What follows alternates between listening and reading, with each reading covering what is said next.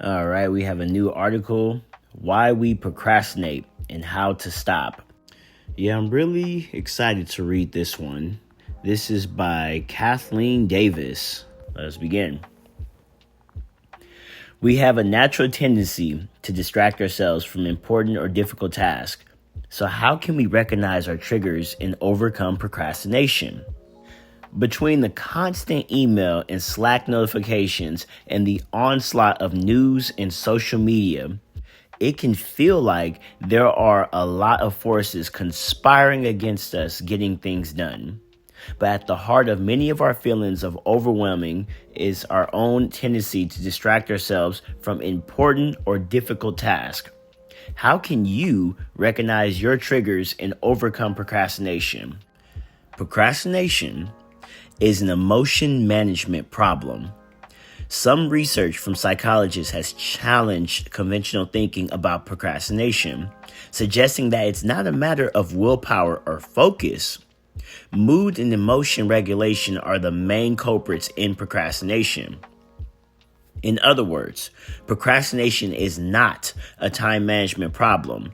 It's an emotion management problem. Here's what psychologists say is the emotional process behind procrastination. We project into the future about what the task will feel like and predict that it will be hard or stressful. Then our emotion coping strategy kicks in to keep us away from this bad feeling, so we avoid it. All of this is something our subconscious is doing, but they point out that by avoiding the perceived external threat, we shut off access to both good and bad feelings, like the feeling of accomplishment and success, which is why they found the connection between procrastination and depression. Negative emotions like self-doubt, anxiety, boredom, frustration, and resentment makes us procrastinate. Of course, knowing that it's an emotional problem and that by procrastinating, you're robbing yourself of positive feelings too, doesn't do much to get you to stop. One of the suggestions from psychologists are that mindfulness meditation can help us remain calm and nonjudgmental in the face of work stress, which makes us more able to engage with the task, which makes us less stressed. A positive feedback loop. Or, in other words, doing absolutely nothing might be the best way to get everything done. Okay, this is a little bit of opinion. I need to hear the rest of this. I need to hear the rest of this because that sounds too good to be true. Let me continue.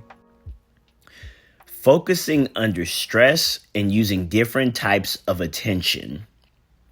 Time management coach Elizabeth Grace Saunders wrote a piece called, quote, How to Stay Focused When Everything Feels Stressful and Overwhelming, end quote.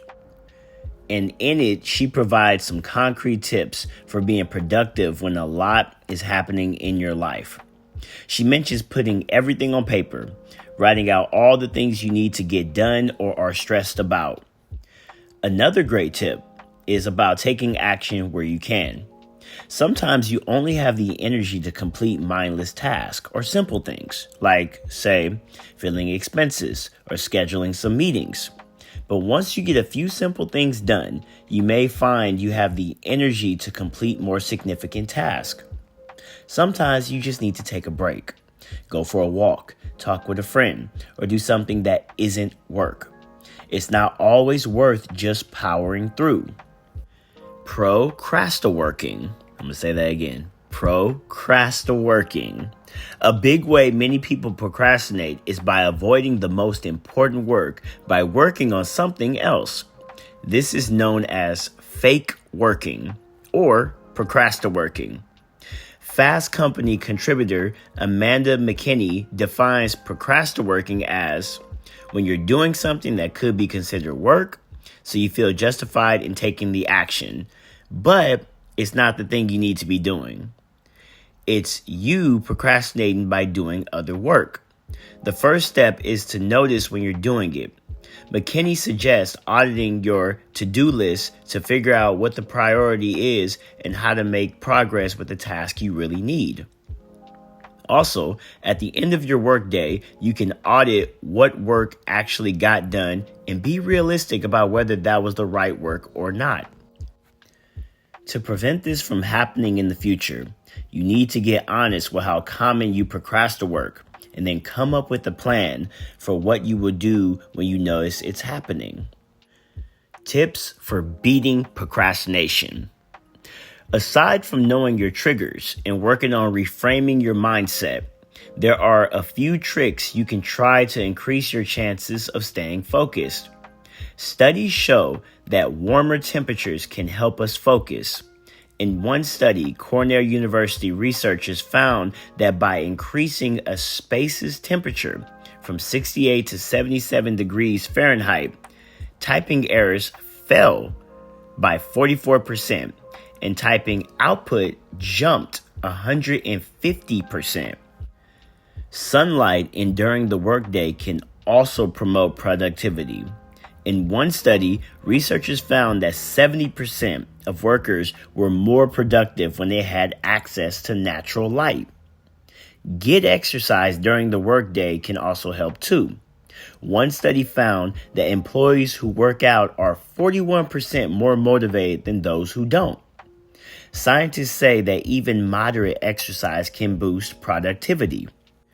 It releases a protein called brain-derived neurotrophic factor, which also helps improve our learning and memory and can reduce stress by releasing endorphins. And sometimes it can be as simple as setting a timer to force yourself to stay on task for 20 minutes and then allowing yourself a 5 to 10 minute break after. How managers can deal with procrastination. To avoid being a micromanager, tread carefully as a manager addressing employee procrastination. If your employee is still getting their work done, it's likely not your problem to solve. But if an employee is struggling to complete tasks, some of the advice for individuals can apply. First, look at the source of the procrastination, especially if it's a new thing for them. Is the task especially onerous or boring or confusing?